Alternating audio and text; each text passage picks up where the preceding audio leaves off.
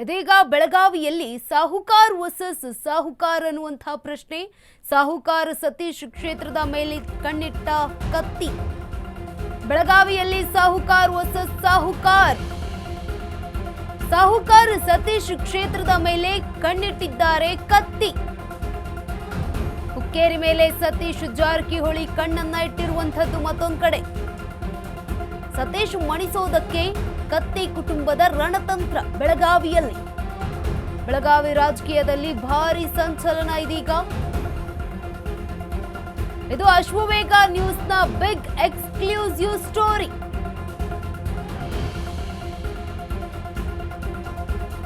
ಬೆಳಗಾವಿಯಲ್ಲಿ ಸಾಹುಕಾರ್ ವರ್ಸಸ್ ಸಾಹುಕಾರ್ ಅನ್ನುವಂತಹ ಪ್ರಶ್ನೆ.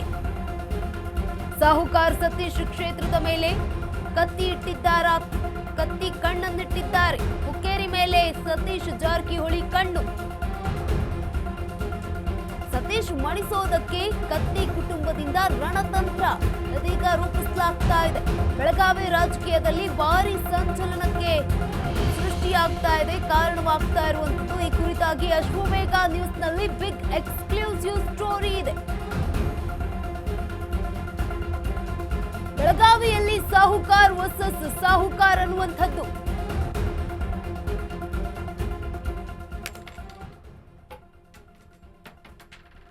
ಬೆಳಗಾವಿಯಲ್ಲಿ ಸಾಹುಕಾರ್ ವರ್ಸಸ್ ಸಾಹುಕಾರ್ ಅನ್ನುವಂಥದ್ದು. ಸಾಹುಕಾರ್ ಸತೀಶ್ ಕ್ಷೇತ್ರದ ಮೇಲೆ ಕತ್ತಿ ಕಣ್ಣನ್ನ ಇರಿಸಿದ್ದಾರೆ. ಹುಕ್ಕೇರಿ ಮೇಲೆ ಸತೀಶ್ ಜಾರಕಿಹೊಳಿ ಕಣ್ಣನ್ನ ಇಟ್ಟಿರುವಂಥದ್ದು. ಸತೀಶ್ ಅವರನ್ನ ಮಣಿಸೋದಕ್ಕೆ ಕತ್ತಿ ಕುಟುಂಬದಿಂದ ಈಗ ರಣತಂತ್ರವನ್ನ ರೂಪಿಸಲಾಗ್ತಾ ಇದೆ. ಇದು ಬೆಳಗಾವಿ ರಾಜಕೀಯದಲ್ಲಿ ಭಾರಿ ಸಂಚಲನಕ್ಕೂ ಕೂಡ ಕಾರಣ ಆಗ್ತಾ ಇರುವಂತದ್ದು. ಇದು ಅಶ್ವವೇಗ ನ್ಯೂಸ್ನ ಬಿಗ್ ಎಕ್ಸ್ಕ್ಲೂಸಿವ್ ಸ್ಟೋರಿ ಆಗಿದೆ. ಬೆಳಗಾವಿ ಮೇಲೆ ಹಿಡಿತ ಸಾಧಿಸಲು ದಿಗ್ಗಜರ ಸೆಣಸಾಟ. ವಿದ್ಯುತ್ ಸಹಕಾರಿ ಸಂಘ ಚುನಾವಣೆ ಮೂಲಕ ಹುಕ್ಕೇರಿಗೆ ಸತೀಶ್ ಎಂಟ್ರಿ. ಹುಕ್ಕೇರಿ ಕ್ಷೇತ್ರದ ಮೇಲೆ ಹಿಡಿತ ಸಾಧಿಸಲು ಮುಂದಾಗಿದ್ದ ಸಾಹುಕಾರ್. ಸಾಹುಕಾರ್ ಆರ್ಭಟಕ್ಕೆ ಬ್ರೇಕ್ ಹಾಕಿದ್ದ ಹುರಿಮೀಸೆ ವೀರ ರಮೇಶ್ ಕತ್ತಿ. ಸಾಹುಕಾರ್ ಕಟ್ಟಿ ಹಾಕಲು ಮತ್ತೊಂದು ಸ್ಕೆಚ್ ಹಾಕಿದ್ದಾರೆ ಇದೀಗ ರಮೇಶ್ ಕತ್ತಿ. ಯಮಕನ ಮರಡಿಯಲ್ಲಿ ಸ್ಪರ್ಧಿಸಲು ಮಾಜಿ ಸಂಸದನ ಸೈಲೆಂಟ್ ಸ್ಕೆಚ್ ಅನ್ನುವಂಥದ್ದು. 2028ಕ್ಕೆ ಯಮಕನ ಮರಡಿ ಕ್ಷೇತ್ರವೇ ಟಾರ್ಗೆಟ್ ಎಂದಿದ್ದಾರೆ ರಮೇಶ್ ಕತ್ತಿ. ಯಮಕನ ಮರಡಿ ಕ್ಷೇತ್ರದ ಬಿಜೆಪಿ ಕಾರ್ಯಕರ್ತರಿಗೆ ಈಗ ಬಿಗ್ ಸಂದೇಶವನ್ನ ಸಾರಿದ್ದಾರೆ. 2028 ಟಾರ್ಗೆಟ್, ಯಾರು ಹೆದರಬೇಡಿ ಅಂತ ಪೋಸ್ಟ್ ಮಾಡಿ. ಜಾರಕಿಹೊಳಿ ಕುಟುಂಬದ ವಿರುದ್ಧ ಅಖಾಡಕ್ಕೆ ಇಳಿಯುತ್ತಾ ಕತ್ತಿ ಕುಟುಂಬ ಅನ್ನುವಂತಹ ಪ್ರಶ್ನೆ. ಇದೀಗ ಬೆಳಗಾವಿ ಮೇಲೆ ಹಿಡಿತ ಸಾಧಿಸಲು ದಿಗ್ಗಜರು ಸೆಣಸಾಟ ಆಡ್ತಾ ಇದ್ದಾರೆ ಬೆಳಗಾವಿ ರಾಜಕಾರಣದಲ್ಲಿ. ಬೆಳಗಾವಿ ಮೇಲೆ ಹಿಡಿತ ಸಾಧಿಸೋದಕ್ಕೆ ಇದೀಗ ದಿಗ್ಗಜರ ಸೆಣಸಾಟ. ವಿದ್ಯುತ್ ಸಹಕಾರಿ ಸಂಘ ಚುನಾವಣೆಯ ಮೂಲಕ ಹುಕ್ಕೇರಿಗೆ ಸತೀಶ್ ಅವರು ಎಂಟ್ರಿಯನ್ನ ಕೊಟ್ಟಿದ್ರು.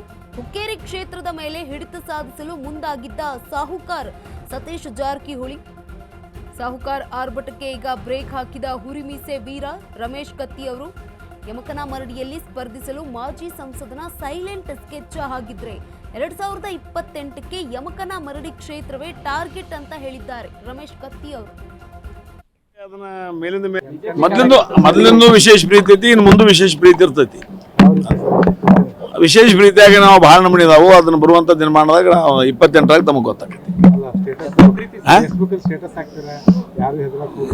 ಅಲ್ಲ, ನಮ್ಮ ಕಾರ್ಯಕರ್ತರಿಗೆ ನಾವು ಮನೋಬಲ ತುಂಬುವಂತ ಒಂದು ಕೆಲಸ ಪಕ್ಷದ ಕಾರ್ಯಕರ್ತನಾಗಿ ಆ ನಿಟ್ಟಿನಲ್ಲಿ ಒಂದು ಮನೋಬಲ ತುಂಬುವಂತ ಒಂದು ಸ್ಟೇಟಸ್ ಹಾಕಿದ್ದೀನಿ.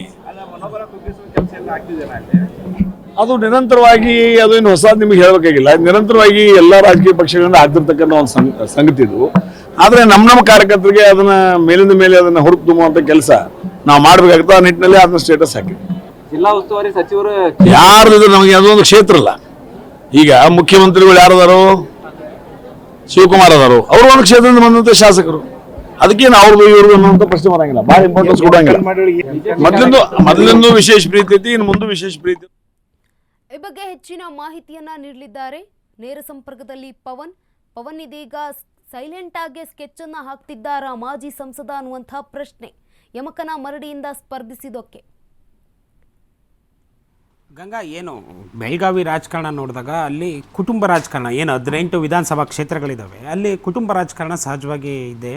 ಮತ್ತು ಜಾರಕಿಹೊಳಿ ಕುಟುಂಬ, ಕತ್ತಿ ಕುಟುಂಬ, ಜೊಲ್ಲೆ ಕುಟುಂಬ, ಹೀಗೆ 4-5 ಕುಟುಂಬಗಳ ಹಿಡಿತದಲ್ಲಿ ಬೆಳಗಾವಿ ಜಿಲ್ಲೆ ಇದೆ. ಈ ಜಿಲ್ಲೆಯಲ್ಲಿ ಅತಿ ಪ್ರಭಾವ ಅಂದರೆ ಕಳೆದ 4 ದಶಕಗಳಿಂದ 1989ರಿಂದ ಏನು ಗೋಕಾಕ್ ಕ್ಷೇತ್ರದಲ್ಲಿ ರಮೇಶ್ ಜಾರಕಿಹೊಳಿ ಚುನಾವಣೆಗೆ ಸ್ಪರ್ಧಿಸ್ತಾರೆ, ಅಲ್ಲಿಂದ ಕೂಡ ಬೆಳಗಾವಿಯಲ್ಲಿ ಜಾರಕಿಹೊಳಿ ಕುಟುಂಬ ತನ್ನ ರಾಜಕಾರಣವನ್ನು ವಿಸ್ತರಿಸ್ತಾ ಬಂತು.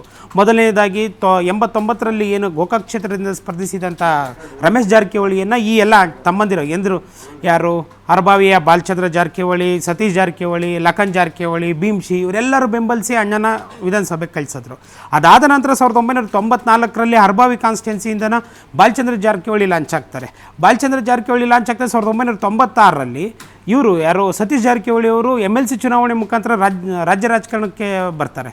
ಅದಾದಮೇಲೆ 2004ರಿಂದ ಅವರು ಕ್ಷೇತ್ರವನ್ನು ಹುಡುಕೊಂಡು ಸ್ಪರ್ಧೆ ಮಾಡೋಕ್ಕೆ ಶುರುವಾಗ್ತಾರೆ. ಈಗ MLC ಆಗಿ ಲಖನ್ ಜಾರಕಿಹೊಳಿ ಅಂದರೆ ಜಾರಕಿಹೊಳಿ ಕುಟುಂಬ ಹಂತ ಹಂತವಾಗಿ ಏನು ಈಗ ಪ್ರಿಯಾಂಕಾ ಜಾರಕಿಹೊಳಿ ಇದ್ದಾರಲ್ಲ ಚಿಕ್ಕೋಡಿ ಸಂಸದೆ, ಅಲ್ಲಿವರೆಗೂ ಇದನ್ನು ಮಾಡಿದ್ದಾರೆ. ಈಗ ಈ ಕತ್ತಿ ಫ್ಯಾಮಿಲಿ ಮತ್ತು Jarkiholi family Belagavi DCC bank ವಿಚಾರದಲ್ಲಿ ಭಾಳ ಸ್ನೇಹಮಯವಾಗಿದ್ದಂಥವ್ರು. ಗಳಸೆ ಗಂಟಸ್ಯ ಸ್ನೇಹ ಅವರಿಬ್ಬರದು, ಯಾರ್ದು ಉಮೇಶ್ ಕತ್ತಿ ಇರೋವರೆಗೂ ಕೂಡ. ಆದರೆ ಹುಕ್ಕೇರಿ ಕಾನ್ಸ್ಟಿಟ್ಯೂನ್ಸಿಲಿ ಏನು ಮೊನ್ನೆ ಬೆಳಗಾವಿ DCC ಬ್ಯಾಂಕ್ಗೆ ನಡೆದಂಥ ಚುನಾವಣೆಯಲ್ಲಿ ಸತೀಶ್ ಜಾರಕಿಹೊಳಿ ಅವರು ನಿರ್ಧಾರ ತಗೋತಾರೆ. ಅಂದರೆ ಬೆಳಗಾವಿ ಜಿಲ್ಲೆಯ ಉಸ್ತುವಾರಿ ಸಚಿವರಾಗಿದ್ದಾಗ ಅವರು ನಿರ್ಧಾರ ತಗೋತಾರೆ, ಹುಕ್ಕೇರಿ ಕ್ಷೇತ್ರದಲ್ಲಿ ನಾವು ಕಾಂಗ್ರೆಸ್ ಪಕ್ಷವನ್ನು ಬಲವರ್ಧನೆ ಮಾಡಬೇಕು. ಅದಕ್ಕೆ ಕಾರಣ ಏನು ಅಂದರೆ ಯಾರು ಸತೀಶ್ ಜಾರಕಿಹೊಳಿ ಅವರ ಮಗ ರಾಹುಲ್ ಜಾರಕಿಹೊಳಿ ಇದ್ದಾರಲ್ಲ, ಅವ್ರನ್ನ ಹುಕ್ಕೇರಿ ಕ್ಷೇತ್ರಕ್ಕೆ ಲಾಂಚ್ ಮಾಡಬೇಕು ಅನ್ನೋದು ಏನು ಸತೀಶ್ ಜಾರಕಿಹೊಳಿಯ ಆಪ್ತ ಬಳಗದಲ್ಲಿ ಮತ್ತು ಅವರ ಯಾರು ಫಾಲೋಯರ್ಸ್ ಹೇಳ್ತಾ ಬರ್ತಾರೆ. ಹಾಗಾಗಿ ಹುಕ್ಕೇರಿ ಕ್ಷೇತ್ರದ ಮೇಲೆ ಸತೀಶ್ ಜಾರಕಿಹೊಳಿ ಅವರು ಕಣ್ಣಿಟ್ಟರು. ಹೀಗಾಗಿ ವಿದ್ಯುತ್ ಚುನಾವಣಾ ಅಂದರೆ ಏನು DCC ಬ್ಯಾಂಕಿಗೆ ನಡೀತಲ್ಲ, ಆ ಚುನಾವಣೆಯಲ್ಲಿ ಅಲ್ಲೊಂದು ಇದಿದೆ, ಕಮಿಟಿ ಇದೆ, ಅಂದರೆ ಒಂದು ಸ್ವಸಹಾಯ ಸಂಘ ಇದೆ. ಆ ಸಂಘ ವಿದ್ಯುತ್ ಚುನಾವಣೆ ಅಂದರೆ 190 ಹಳ್ಳಿಗಳ ಒಂದು ಸಂಘಟನೆ ಇದೆ. ಆ ಸಂಘಟನೆ ಮೇಲೆ ತಮ್ಮ ಹಿಡಿತ ಸಾಧಿಸೋದಕ್ಕೋಸ್ಕರ ಟ್ರೈ ಮಾಡಿದ್ರು. ಆದರೆ 0 ಇದ್ದಂಥ ಅಂದರೆ ಒಂದು ಕಾರ್ಯಕರ್ತರು ಇಲ್ಲದಂಥ ಊರಲ್ಲಿ ಹುಕ್ಕೇರಿಯಲ್ಲಿ ಅವರು 8,000 ಮತಗಳನ್ನು ತೆಗಿತಾರೆ ಯಾರು ಸತೀಶ್ ಜಾರಕಿಹೊಳಿ. ಹಾಗಾಗಿ ಮುಂದಿನ ವಿಧಾನಸಭಾ ಚುನಾವಣೆ ಅಂದರೆ 2028ರ ವಿಧಾನಸಭಾ ಚುನಾವಣೆಗೆ ರಾಹುಲ್ ಜಾರಕಿಹೊಳಿಯನ್ನು ಲಾಂಚ್ ಮಾಡೋದಕ್ಕೆ ಈಗಲಿಂದ ಕಸರತ್ತನ್ನು ಮಾಡ್ತಾ ಇದ್ದಾರೆ ಅನ್ನೋದು ಎಲ್ಲ ಒಂದು ಕಡೆ ಕತ್ತಿ ಕುಟುಂಬಕ್ಕೆ ಗೊತ್ತಾದಾಗ ಕತ್ತಿ ಕುಟುಂಬದವರು ಸಹಜವಾಗಿ ಬೇಸರ ಆದರು.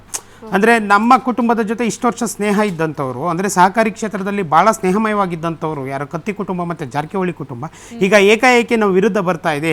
ಈಗ ಹುಕ್ಕೇರಿ ಕ್ಷೇತ್ರದ ಶಾಸಕ ಯಾರು ಅಂದರೆ ನಿಖಿಲ್ ಕತ್ತಿ, ಉಮೇಶ್ ಕತ್ತಿ ಅವ್ರ ಮಗ. ಹಾಗಾಗಿ ನಮ್ಮ ವಿರುದ್ಧ ರಾಜಕಾರಣ ಮಾಡ್ತಾ ಇದ್ದಾರೆ ಅನ್ನೋ ಕಾರಣಕ್ಕೆ ರಮೇಶ್ ಕತ್ತಿ ಅವರು ಒಂದು ಹೊಸ ಸ್ಟ್ರಾಟಜಿ ಮಾಡಿದ್ರು, ನೀನು ನಮ್ಮ ಕ್ಷೇತ್ರಕ್ಕೆ, ನೀನು ನಮ್ಮ ಕೋಟೆಗೆ ಬರ್ತೀನಿ ಅಂದರೆ ನಾನು ನಿಮ್ಮ ಕೋಟೆಗೆ ಬರ್ತೀನಿ ಅಂತ. ಹಾಗಾಗಿ 2028ಕ್ಕೆ ಯಮರ್ಕನಮರಡಿಯಿಂದ ನಾನು ಸ್ಪರ್ಧೆ ಮಾಡೋದು ಖಚಿತ ಅನ್ನೋದನ್ನು ಇಂಡೈರೆಕ್ಟಾಗಿ ಸ್ಟೇಟಸ್ ಹಾಕೋ ಮುಖಾಂತರ ಕಾರ್ಯಕರ್ತರಿಗೆ, ಏನು BJP ಕಾರ್ಯಕರ್ತರಿಗೆ ಒಂದು ಮೆಸೇಜ್ ಕೊಟ್ಟಿದ್ದಾರೆ.